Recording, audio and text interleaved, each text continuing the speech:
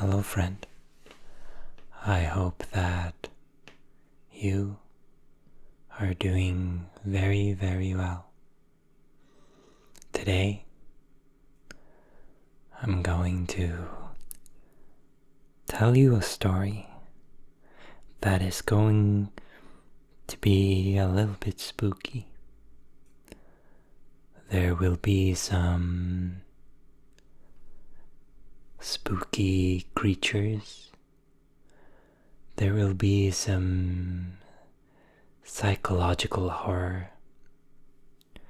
So, if you get too scared by existentialism, existential dread and stuff like that,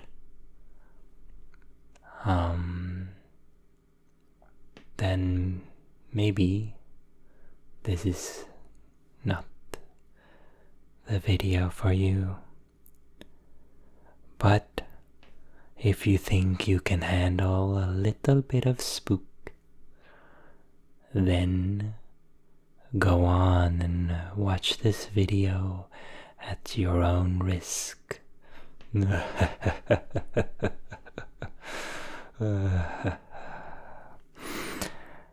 Okay. Let's start this story. It's a story about Natalie. Natalie wakes up at the middle of the night, and she doesn't know why, but she has this urge to get out of bed, and she looks through at the dark moonlit night into the woods that's right behind her house. She looks at it with an urge to move forward. There's something about it that draws her in.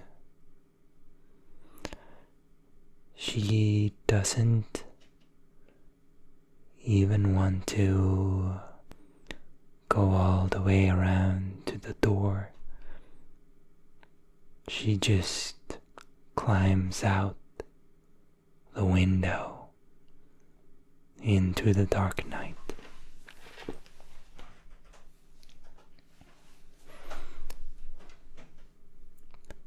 But there is a cold breeze that chills her body, and the moon is lighting up the fog all around her. So she walks in this hazy atmosphere. She moves on further and further in to the forest. As she walks, she becomes more and more aware of the tall trees and the spooky breeze. The trees grow thicker. They grow tighter together as she walks further in. They become so tight that they start appearing as if though they were a wall with only one pathway forward. So this tree corridor leads her in further and further, and in she goes Eventually, she comes up to a mirror.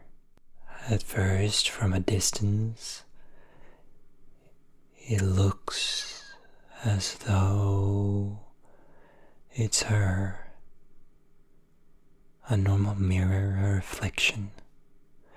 But the closer she comes, the more the face and the shape warps into a round spirit-like creature. The features get more and more rounded out. The hair goes away. The eyes grow bigger and more dark.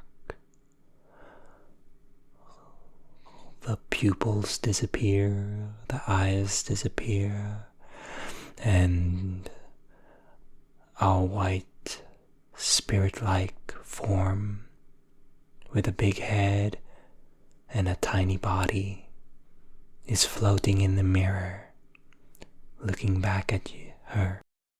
The mirror starts to speak. Who are you? She says, I'm Natalie. Who are you? Says the mirror. Who are you really? I'm Natalie. I don't know what you want from me. And the spirit says, where are you going? What's the point? She says, I don't know where I'm going. The spirit says, where are you going? You don't even know. You are lost. You are lost. You are lost. Little lady is lost. What's the point, little lady? Why even keep going further?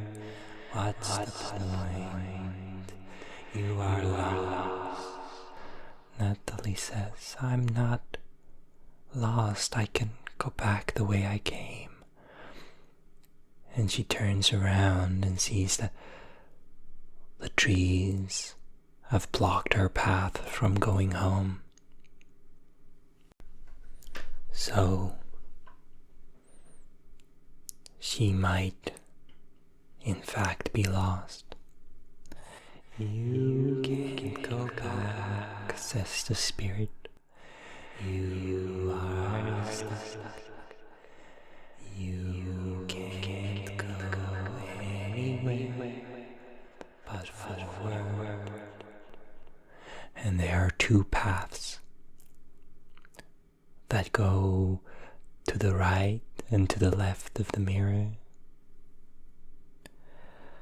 What do you want to do? Where do you want to go? Says the spirit. You are lost. You are lost. What's even the point of life? There's no one around, and you're all alone.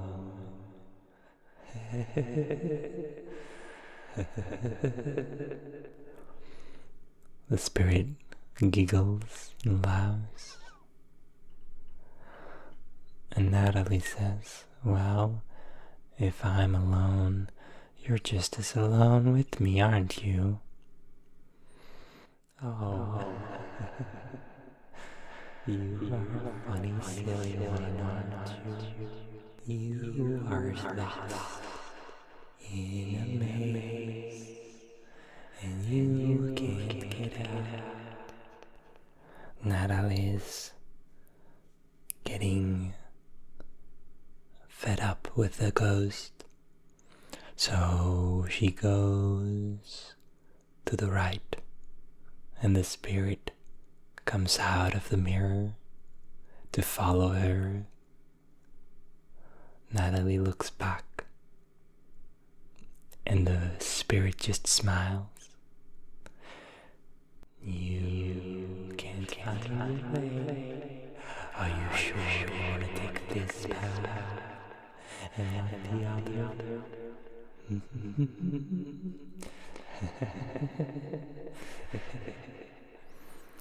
The spirit laughs even more,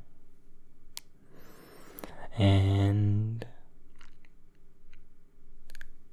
Natalie, she doesn't care. She walks forward, forward, forward, forward. She doesn't care, is what she tells herself. She feels the chill of the ghost behind her. She does start to wonder where am I going? And the spirit, as she thinks that, says, where are you going? There is no point, just give up. There is no continuing, it's just a spooky maze. Natalie keeps going with a chill upon her back.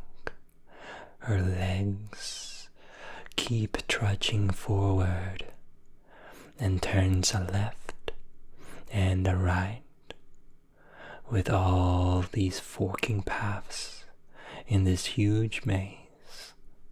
She keeps going, and the more she walks, the more she feels like she's being lost.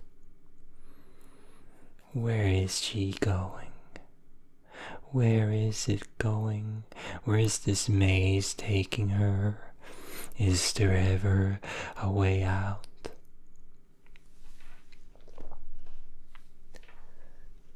She starts noticing little creatures walking. They all of a sudden, more and more, all of a sudden, little creatures start to come out of little holes in the walls. They're round little creatures, all round, but all looking different. Most of them have skinny little legs and arms scuttling around her feet. And their eyes are big and shaky and look at you with an unwavering stare, shaking around, big eyes, never blinking, scuttling around quickly and very, very unpleasantly fast. And all of them, or most of them, are wearing bits of bone and skulls on top of their little heads. They're all running around. And Natalie is trying her best not to step on any of them. But then they start to give her little bites. Yum, yum, yum. They bite her a little here and a little there in the ankles. They start crawling up her legs. She has to flick them off with her hands. She starts to run to get away from them. And eventually, she reaches, finally, a way out, perhaps. There's a big ladder that goes up, up, She climbs the ladder up to a rooftop. All she can see is the rooftop without a house. It's too foggy, too dark to see really where she is. Still in the forest with trees all around. She doesn't know who or what these houses belong to. But at least she's out of the maze, so she keeps going onto the rooftop.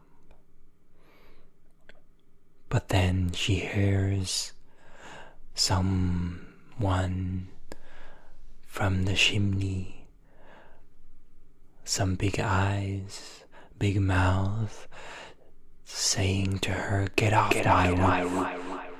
Get off my roof. What are you doing? Get off my roof. This is my property. This is my property. Get off my roof. Get off." And she tries to go back, very scared, and she apologizes and starts to cry because it was all so sudden, so violent, his voice. But the ladder back down is gone.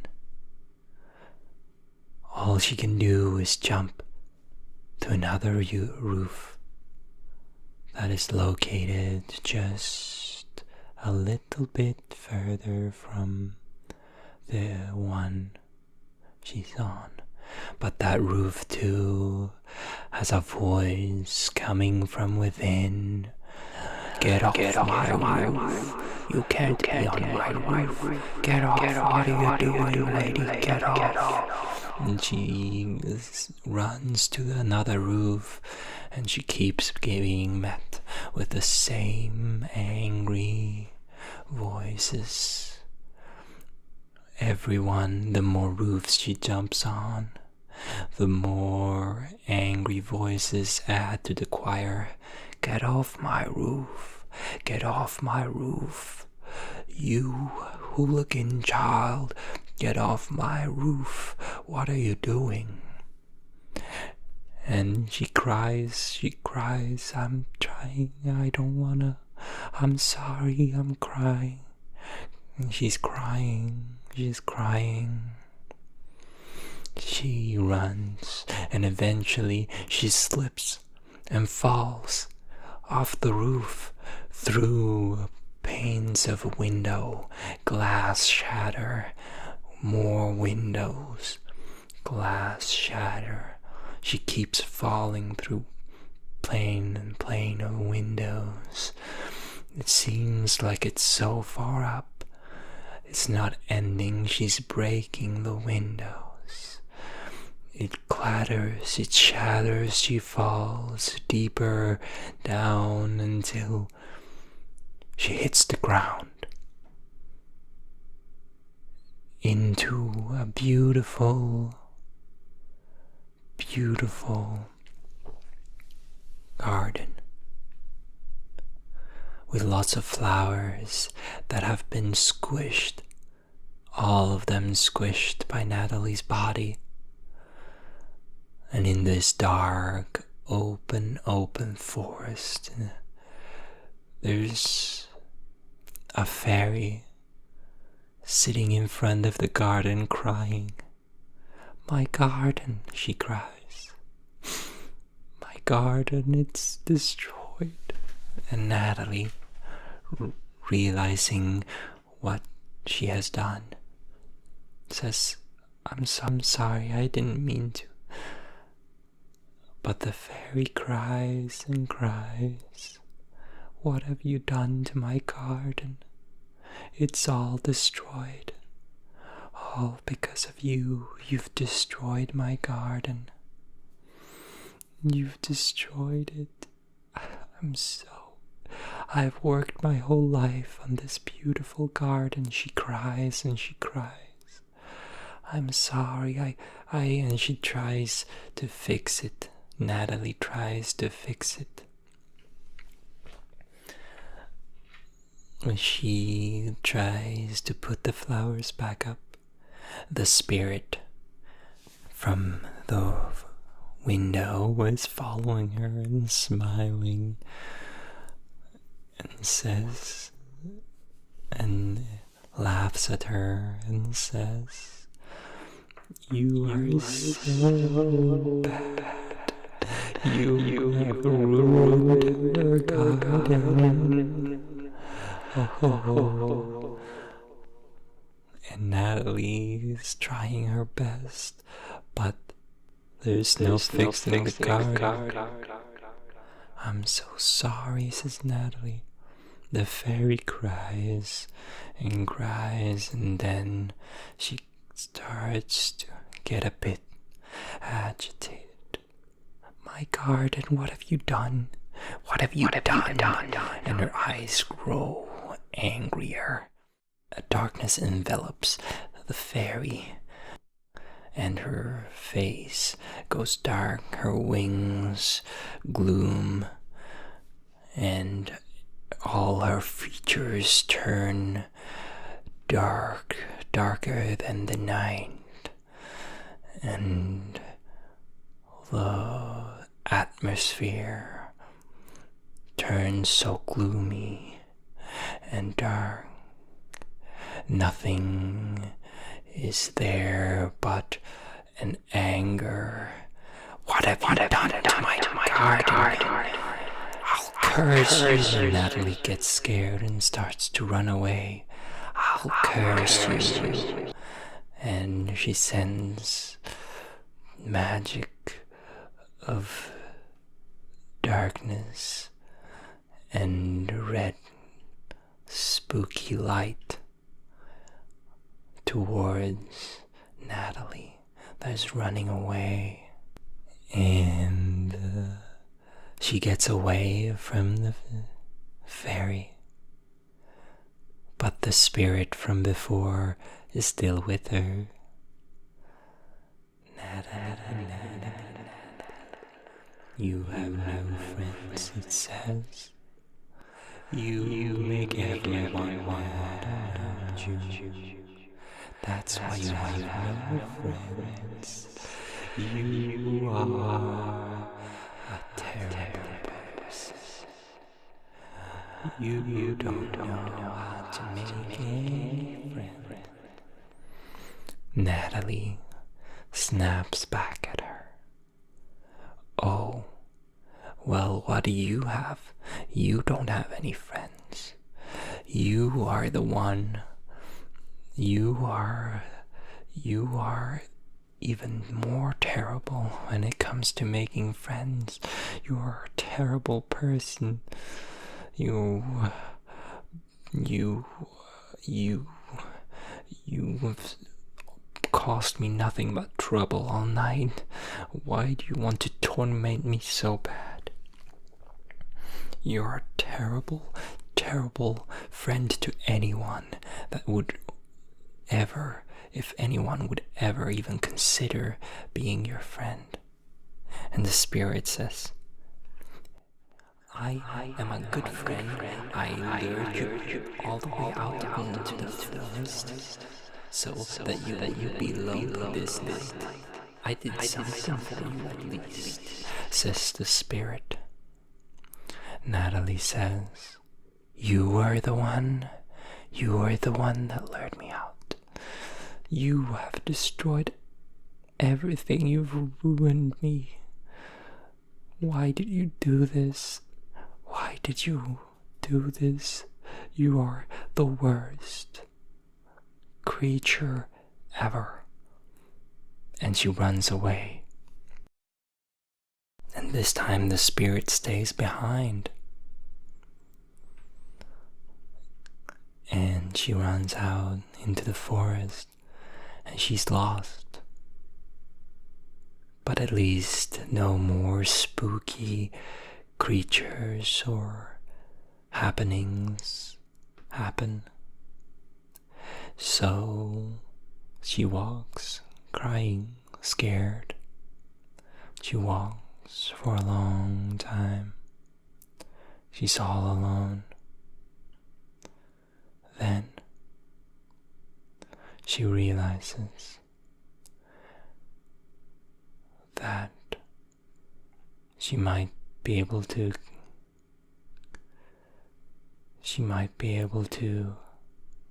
just have a rest in the forest, even though it's cold. She's tired. She sits down, don't know what to do. Then she sees the spirit coming up to her again. And the spirit says, Natalie,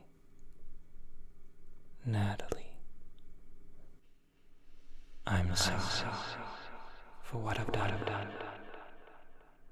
I realize my mistake. I am alone, and I have no friends, and I'm not able to make any friends. That's why I had to wear loyalty. But I've been mean, and I'm sorry. I'm sorry for what I've done. I've been looking at you through the window from the forest, and I thought you deserved some friends. And I thought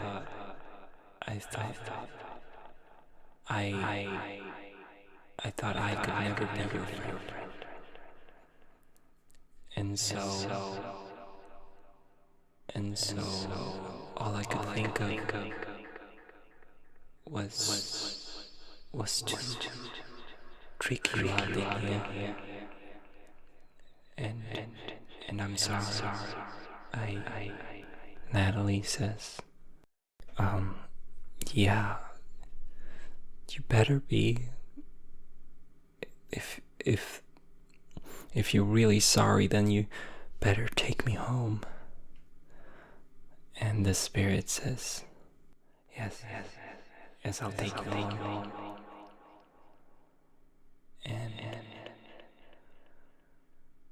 hopefully you'll find some friends that treat you right, Natalie. Because I think you deserve better friends than me. And Natalie says, well, you could have just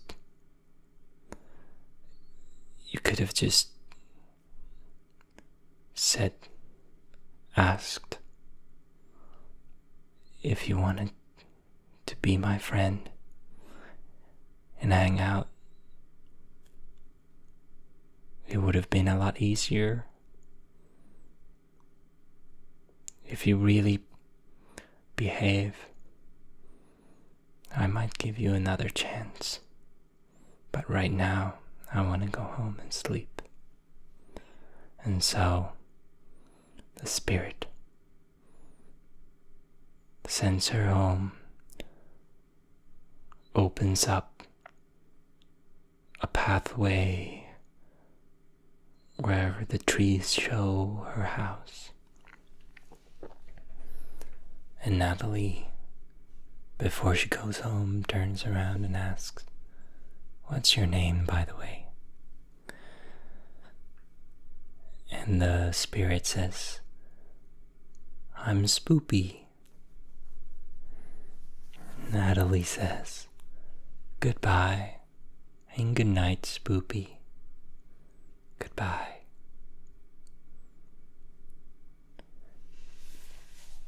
And she goes back home to sleep. And that's the end of that story. I hope that you have enjoyed this little spooky misadventure of Natalie.